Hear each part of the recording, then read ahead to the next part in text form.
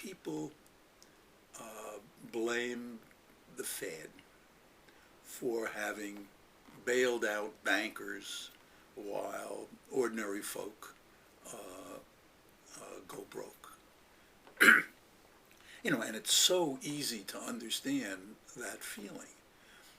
But the, the, the Federal Reserve and the Treasury, the U.S. government, really had no choice but to support the banks, because if the banking system had collapsed totally, then the effects on the everyday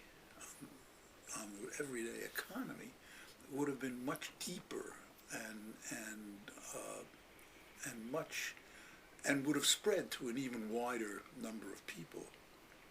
The right image is, I think, the family in the house next door smoke in bed and their house catches fire, and they're next door to you. They have behaved very badly. On the other hand, it's in your interest that the fire in that house gets put out, because once it spreads to yours, you're at stake. And the motives or the competence or the morals of the people next door are at that point irrelevant. You've got to put out the fire. And that's what the Federal Reserve and the Treasury did. They came to their understanding of this slowly. Hindsight is always faster than right at the time.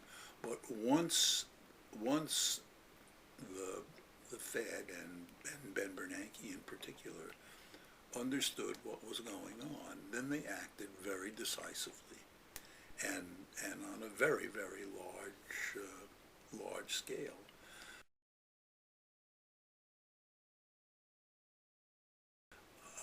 It's harder to see how to get out of the hole that we have now dug for us than it is to see how not to get into that kind of hole in the future.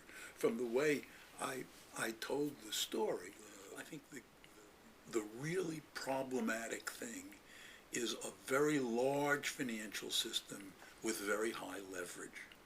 If I go broke, it's no problem to anyone else unless I owe them money. If I owe them money, then if I go broke, it's their problem. There is a saying that if I owe you $10, that's my problem. If I owe you $10,000, that's your problem. And that's what happened here. And I think that in order to prevent that sort of thing from happening again, the fundamental thing to do is to control leverage, to insist that financial institutions be much more heavily capitalized, have much more of their own skin in the game than they have had.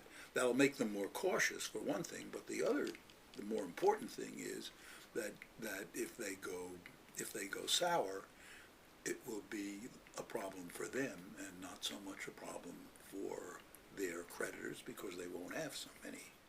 It's not clear to me that the legislation that's now proposed, either by the administration or by others, goes far enough in that direction. But we really don't know.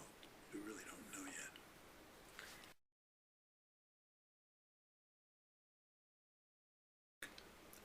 Why did God make financial markets in the first place?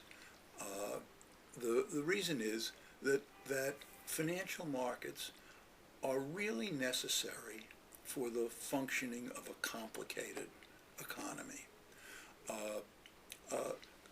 Large corporations have to build plants. In order to build those plants, they have to raise capital. The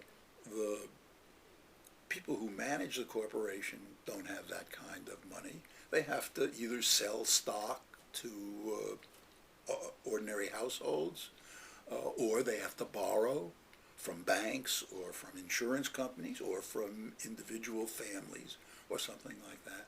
So there has to be, in a modern economy, a financial system to, to collect capital and direct it from the people who have saved it up in the first place to the people, mostly business firms of one kind or another, who are going to use it productively and make goods and services for everybody and profits for themselves. So that's why we have a financial system and need a financial system.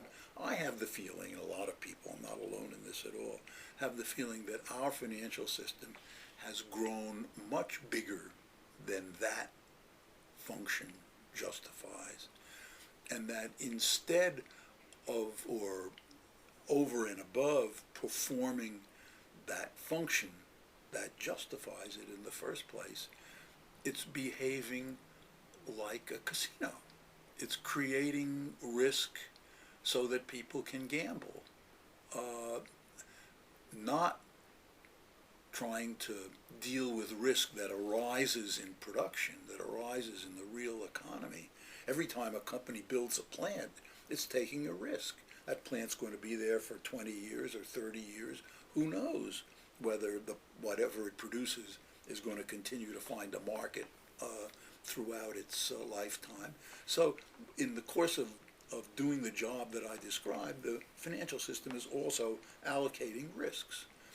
But when a large part of financial enterprises are engaged in creating risk rather than allocating it, then we may have a bigger financial system than we need.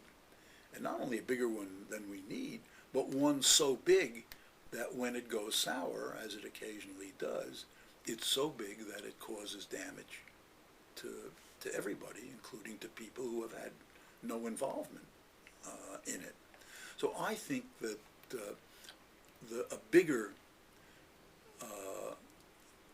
in a way, deeper problem that we have to decide as a society is whether we have not overgrown finance as an activity. And it has costs. One of the major resources of a country like ours are bright young people. And when 60% of the graduating class goes into investment banking, that's probably more than the country needs.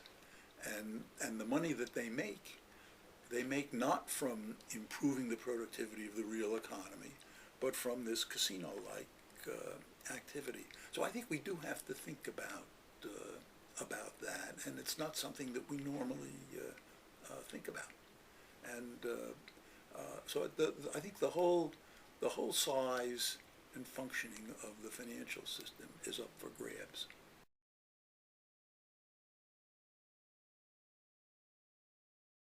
Any ordinary middle-class person who has to worry about budgeting and can't just go and take a holiday on the Riviera or anything like that is bound to balk at the thought that there are executives out there who are taking down hundreds of millions of dollars a year, and I personally I share that feeling. I've lived my whole life on a university professor's salary, which is comfortable but isn't rich, and that's fine. People can do that. So why anyone should want to earn $500 million in a year strikes me as very odd. But I think that's a minor thing.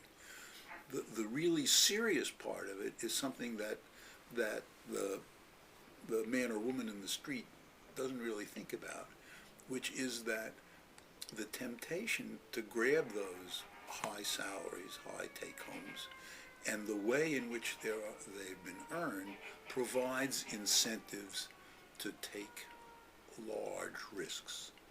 That's why there's enormous leverage. The upside is enormous, is one of these fabulous or obscene salaries, any way you want to look at it. And the downside is all right. So you go bankrupt, and the people from whom you've borrowed are bearing the ultimate risk. So I think what we have to do about executive compensation in the financial sector is to work on the incentives that are provided and try to arrange things so that it's not possible for compensation arrangements to reward successful risk taking and not punish unsuccessful risk taking.